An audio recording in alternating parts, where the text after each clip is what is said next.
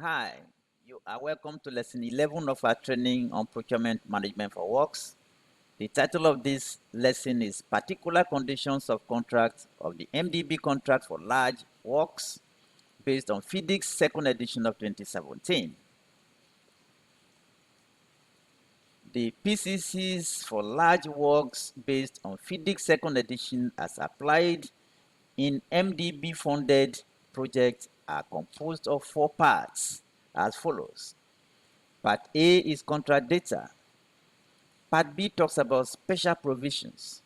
Part C is about the bank's policy on corrupt and fraudulent practices. Part D is about environmental and social metrics for progress reports. Let's look at Part A, contract data. The contract data provides similar data that are specific to the contract in question, just like in the PCC for small works, but with additional provisions that are specific to FIDIC GCC, such as it defines the applicable percentage of profits to be added to the contractor's cost in cost plus contract and the reasonable percentage of profits applicable under the contract. It may limit the total liability of the contractor to the employer under or in connection with the contract to a specific amount. It may also limit the engineer's authority to order variations resulting in an increase of the accepted contract amount in excess of a specified percentage, shall require written consent of the employer. It stipulates a maximum period for notification of errors in the site coordinates. It stipulates the maximum allowable accumulated value of work that can be subcontracted. It recommends that the advance payment shall be completely repaid prior to the time when 90% of the accepted contract amount has been certified for payment. It provides more detailed payment provisions, including a minimum amount for an interim payment. It provides that the contractor shall also be liable for any loss or damage which occurs after the issue of a taking over certificate and which arose from an event which occurred before the issue of the taking over certificate, for which the contractor was liable, including some forces of nature which are named in the contract data. Exceptional risk which shall not be excluded from the insurance cover for the works as specified in the contract data. It specifies the insurance required against liability for fitness for purpose. Part B, special provisions. Part B includes additions, changes to FIDIC GCCs which are applicable to MDB funded contracts like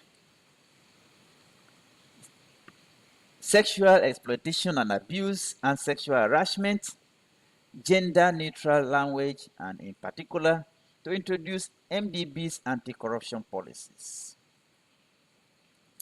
Additional environmental and social requirements the contractor shall submit to the engineer for review and approval any additional management strategies and implementation plans as are necessary to manage the ES risks and impacts of ongoing works. These MSIPs collectively comprise the contractor's environmental and social management plan. The contractor shall review the document periodically, but not less than 6 months, and update it as required to ensure that it contains measures appropriate to the works. The updated document shall be submitted to the engineer for review. The document and the contractor's code of conduct shall be included as contractor's documents.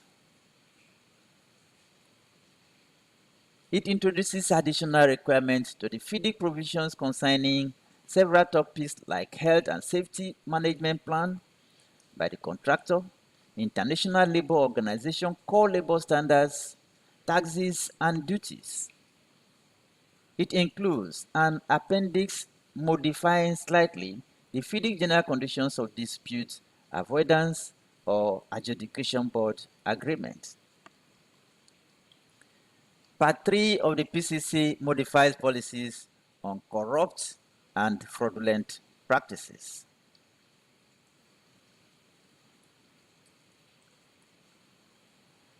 Part D, Environmental and Social Metrics for Progress Report. Part D of the PCC introduces MDB's environmental and social requirement with respect to the ES metrics to be included in the contractor's progress report. Part D reflects heightened emphasis by MDBs on ES and safety issues over and above FIDIC requirement. Such report to include reporting on ES and safety issues such as environmental incidents or non-compliances with contract requirements, including contamination, pollution, or damage to ground or water supplies. Health and safety incidents, accidents, injuries that require treatment and or fatalities. Interactions with regulators, identify agency, date, subjects, outcomes. Status of all permits and agreements. Health and safety provision. It introduces MDB's definitions of fraud and corruption and the actions that the PE or procuring entity will take if the bidder or contractor is deemed to have engaged in such prohibited practices. Part D, Environmental and Social Metrics for Progress Report. Talks about workers' accommodations, health services, provider of health services, information and or training, location of clinic, number of non-safety disease or illness, treatment and diagnosis, no names to be provided. Talks about training for contractor staff on sexual exploitation and abuse and sexual harassment, safety, etc. Grievances received and how these were handled. Confirmation of compliance with the above. Gender for expatriate and locals separately. Number of female workers, gender issues raised and dealt with, cross-reference grievances or other sections as needed. Part D of the PCC introduces MDB's environmental and social requirements with respect to the ES metrics to be included in the contractor's progress report.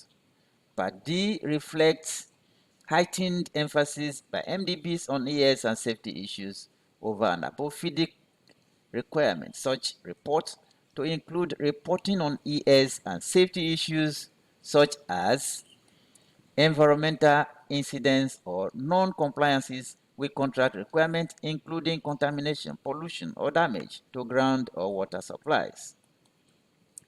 Health and safety incidents, accidents, injuries that require treatment and or fatalities.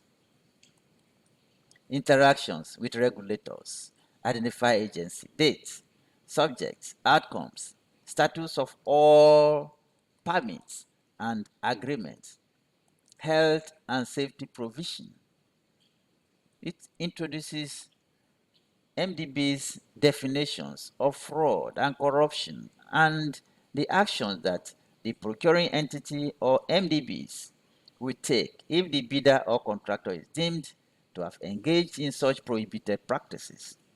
Thank you for watching. That brings us to the end of this lesson. Join us in our next lesson, lesson 12. The title of that lesson is Particular Conditions of Contract for Small and Large Works. See you then.